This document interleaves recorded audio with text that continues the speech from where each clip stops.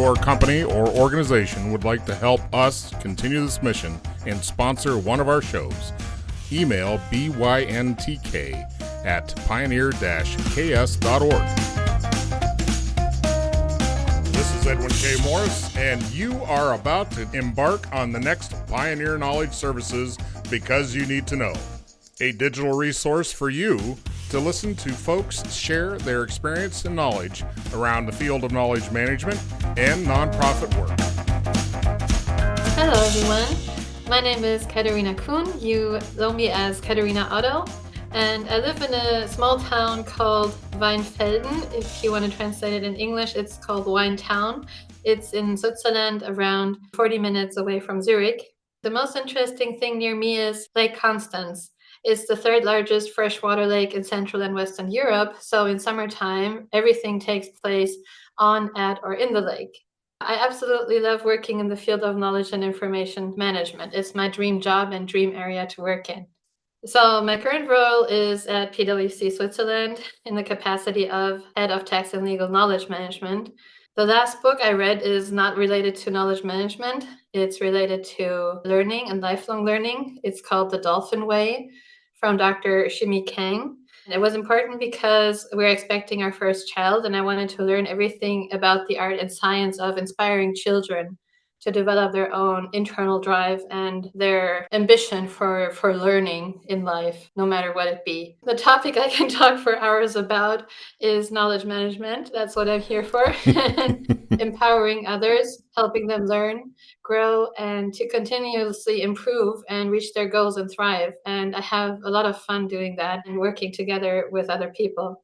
I'm inspired when I'm surrounded by people who know how to work in a team, who support each other, who pursue a common goal. That's very inspiring. And also having certain challenges that can be an inspiration for me as well, to learn new things and to grow, to define new areas where you want to get better at, right? Well, Katharina, congratulations on the wedding and the newborn coming your way. I heard you say that you're researching how to make a kid want to learn. So how? Tell me, what's the magic juice that makes a kid want to learn? Yes, it's not by, strictly defining. That's what the theory of the book is, by strictly pushing a child in the area where we as adults want to have it, but to let them find an area where they're very ambitious about, and then more support the child in that area and help them to grow with their own means, and not to say, okay, you have to study, you have to play the piano for 10 hours a day because You'll be a doctor.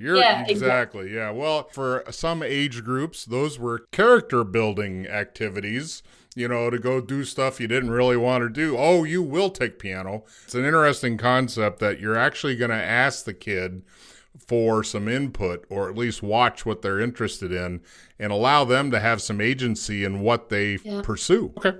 Well, I'm glad we got that figured out. Now we're good. We're good. That's all we have to do. So let's go back to where your story started. Your story did not start with knowledge management in your sights. It was all law. Yeah, true. Tell me about where the juncture came in, or where the caboose showed up and said, jump on, that brought you to the KM world. It was after my studies. So after I studied law and I was in my first job in that area, I already took over KM roles in that team where I was working, but they wouldn't call it knowledge management. Okay.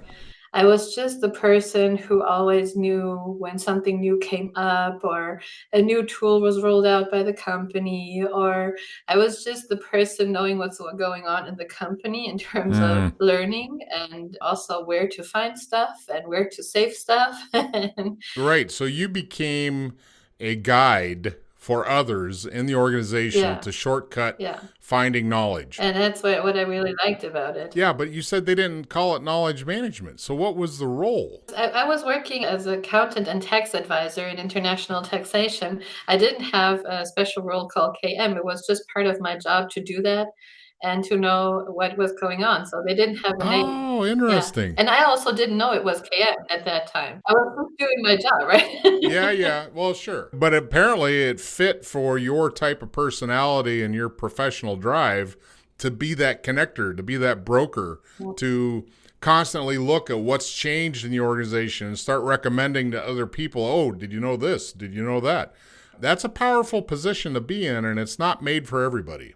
That requirement to be that is not made for every personality on the planet.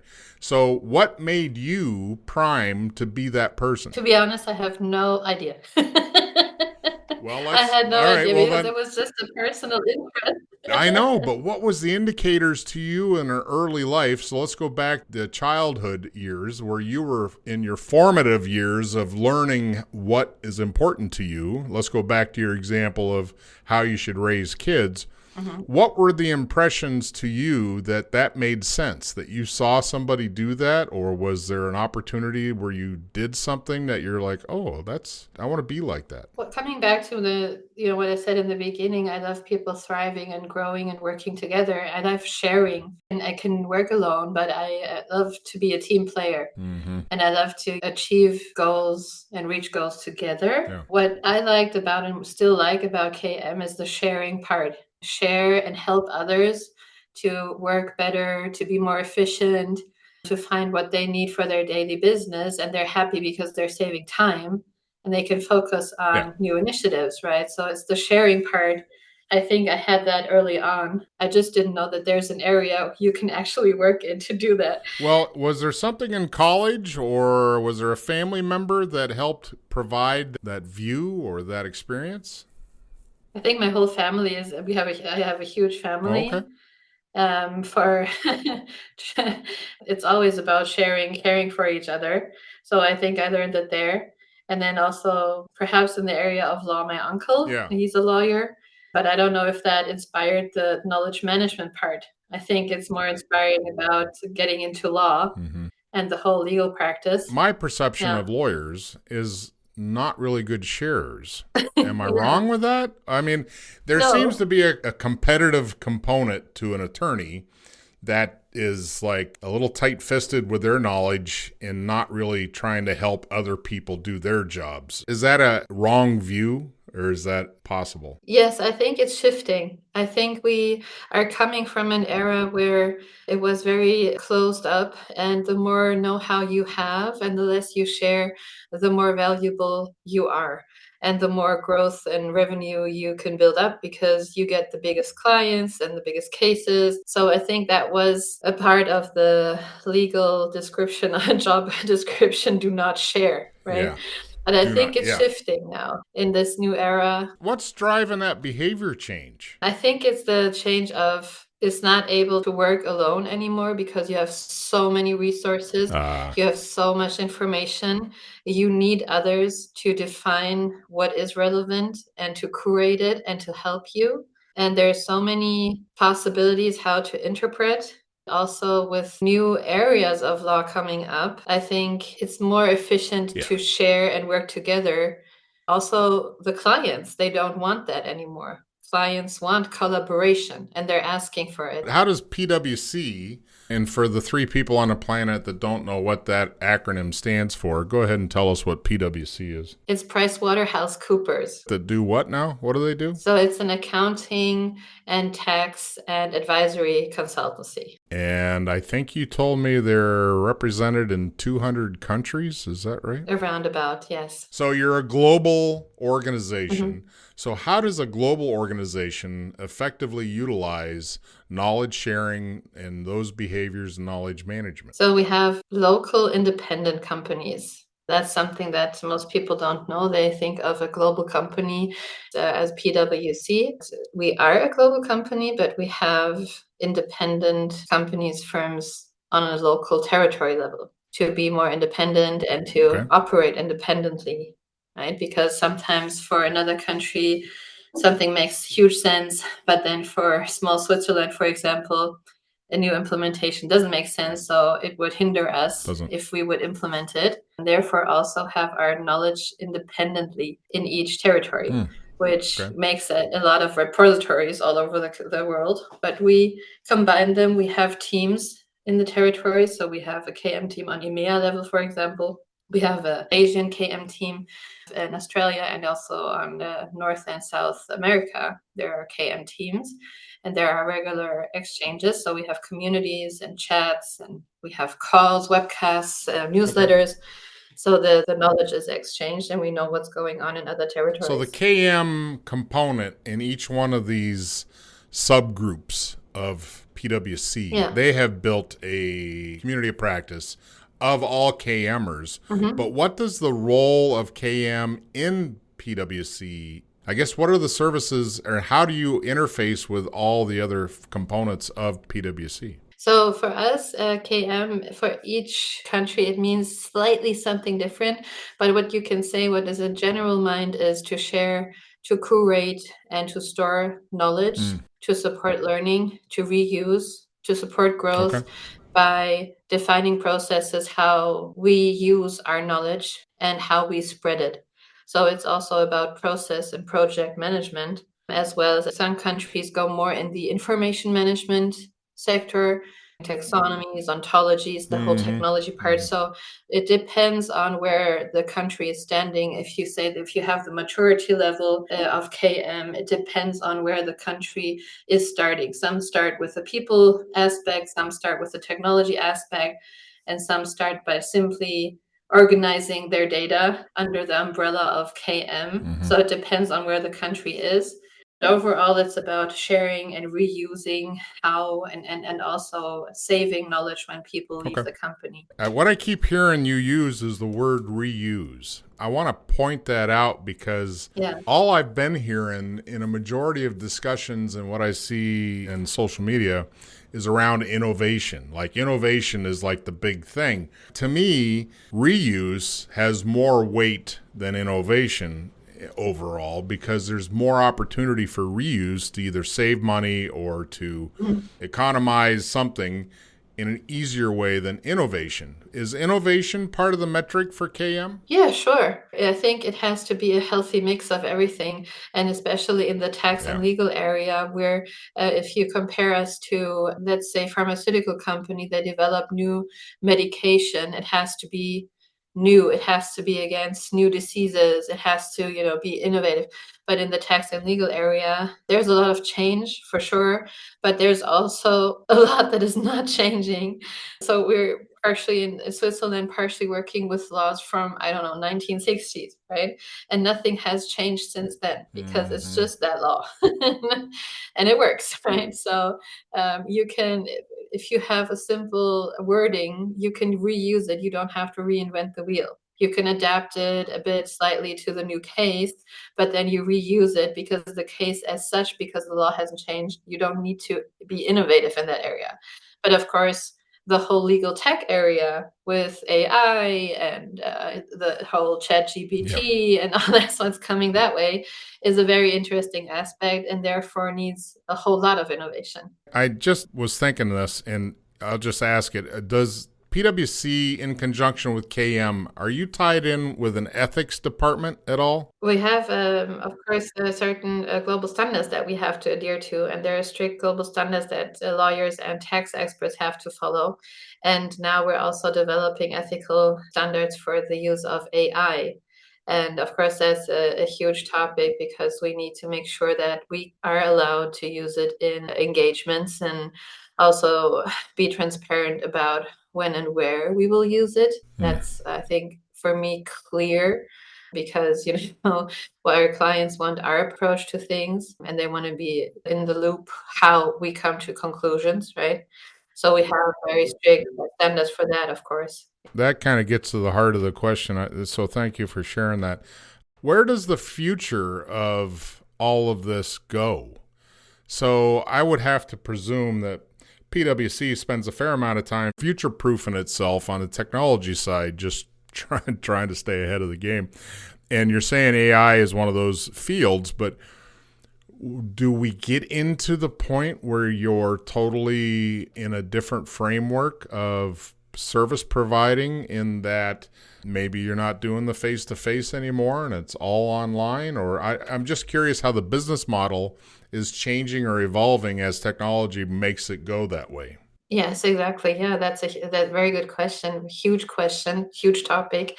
it will change, but I think also certain areas will not change. Ah, Yeah, I think the human aspect and the human factor will not change also with AI. At least I can say that about our field. mhm, I don't know in other areas, but I think that the human factor will still be there and the decision making will still be done by humans. yeah. And also, what we see until today, our clients want the personal interaction, and there's nothing beyond a personal interaction. Talking to somebody, having exchange, seeing someone in person, Yeah. it is still different and much higher valued than online interaction. What I think is that the skill sets that people need are changing Hmm. into more, we need critical thinkers, we need logical thinkers, people who evaluate where does that information come from? Ah. Or is it the real deal? Where are the sources pulled from? Is this valid? And we cannot simply take the answers and consult with them. There's definitely a need for vetting and validation and making sure the data is either Yeah, cross referenced or corroborated yeah, and define and also validate. So, if you had to bundle up 5 good skills for the person that's going to come into your department of KM and working with PwC in this law yeah. situation, what 5 skills do you need? Curiosity, critical thinking, logical thinking, ambition, and collaborate. So to be a team player. I was trying to draw out your initial of what this job when you first took it that was doing KM that wasn't labeled KM because you're a natural sharer. You develop and you rely on developing others by giving them information or data or Yeah. knowledge that helps them do their job. So that is a broker. Knowledge broker. Yeah, knowledge broker. So Yeah. in some of the pieces of the skills that you just laid out kind of fit that, but boy, if you had to get somebody that is good as you are, what would be the one skill The one skill they need to have. to be like you, to be the natural Yeah. connector? I don't know the word for it. May not be a skill. Yeah, it may not be a skill. Think of attribute. I don't know. What I'm trying to get to is a pinpoint because critical thinking is always good, Yeah. but a critical thinker does not always make a knowledge broker. Trying to find what is that sweet, and you kind of touched on it. The last one of your 5 was communicator. What I heard Yeah. was a good communicator. You said good collaborator, but similar concept. I don't know the word for it. It needs to be somebody who's curious and who's connecting the dots, who's seeing the big picture. Mm. It's like more a holistic Okay. view on things, perhaps. Perhaps that's it. It's an overall to not only focus on, I have to, if I consult this client, can this be Hmm. valuable for X, Y, Z teams as well? Yeah. And how can I find those people with that X, Y, Z clients as well? And it's, seeing the whole picture. Okay, so I think we'll pin that tail on the donkey because I think you're right. I think being able to have the vision and understanding of all the facets of the enterprise, or at least to a larger scope than their immediate cubicle, somebody that can see connections and second and third order effects around them. I think you're right. And I brought that up because there was a recent conversation I had, and they used the word generosity. Mm-hmm. And it really stuck with me because I think there's some hint to truth to that. Because if you're a generous person, meaning you're other directed, you're other focused, you're, in sympathetic, empathetic, all those things that make a generous person, I almost think there's a natural fit in there to be a good KMer. That's interesting Yeah? thought. Yes. Yeah. Yeah, I know, right? Yeah. I asked that person, I said, so in a job interview for a KMer, you can scratch all the normal HR required questions and blah, blah, blah, and just say, show me where you're generous. How are you generous? Yeah. Right? So you're Yeah. looking for, well, I volunteered at the hospice. I help out the local fire department. I run, whatever. You're always participating and engaging in other ways than just your job. I'm a coach, Yeah. whatever. And Yeah. I think there's something to that. That's very interesting. So it's being generous. Yes. I wanted to say perhaps it's also entrepreneurial spirit, but then perhaps you cannot say 100% because some entrepreneurs are also not generous, but still successful. Exactly. Yeah, well put. All right, so let's wrap this all up on your big definition of what knowledge management is. My big definition what knowledge management is, I think it's sharing. I think it's reusing. I think it's being generous. Now we defined it as well.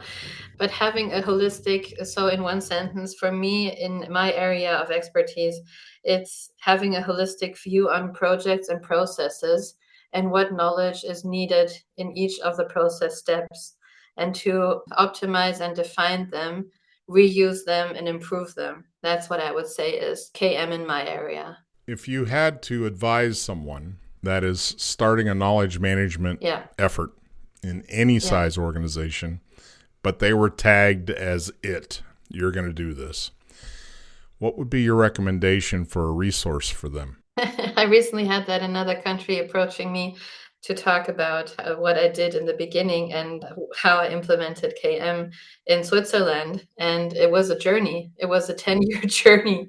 It was a lot of trial and error. And it was a lot of speaker engagements and convincing and finding the needle in the haystack, what works and what doesn't. I think what is the most important thing about a KM program is you have buy-in from leadership. And that you match it. Secondly, or first thing, before you have buy-in, you have to match KM efforts to the business goals. I see that a lot, that people are doing a great job and they're doing KM and they're having great initiatives and they're creating communities of practice and all that thing. And it's very nice, but it's not at all what the business is aiming to do. And therefore it doesn't generate buy-in. It's not seen, it's not valued. So if you're doing KM for KM purposes, you're about to fail fast. And if you match it to the business plan, the business goals, and leadership can actually see how you generate value in that area. Because at the end of the day, what I heard a lot from people starting over with the KM program is that, we're a cost center. So what value do you bring? You're generating costs. Yeah. But when you switch it around, you can measure and benchmark KM pretty well, actually, and therefore show. Give me an example of how you benchmark KM. For us, it's how many time does people save by searching and waiting for information, for example. How easy is it for them? So we measure the time that they saved. They were waiting 5 to 10 hours for information to be brought to them, or by finding the system, finding the right expert. If we minimize it to 2 to 3 hours, we have a difference that we can measure, and that's your number. That's a huge cost savings. And if you take 200,000+ employees and you go from 7 hours to 2 hours, you have 5 hours per person. That's coming into billions that you save at the company. And that's where you have the seat at the table, right? A lot of KM initiatives fail to prove that and to ask themselves, what problems am I solving here? And how can I actually measure what I'm doing at the end of the day or at the end of the year? So that would be my advice. Well, I think that's pretty sound advice, Katharina. I appreciate your time here, and good luck and success with raising that inquisitive mind. Thank you very much, and thank you for having me. It was very, very fun.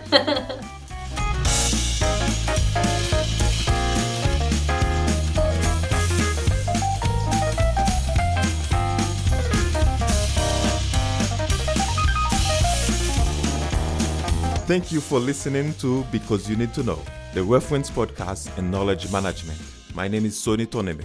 As an art administrator, Because You Need to Know has been my go-to podcast and has helped me hone my management skills. Please consider sponsoring the podcast with your business.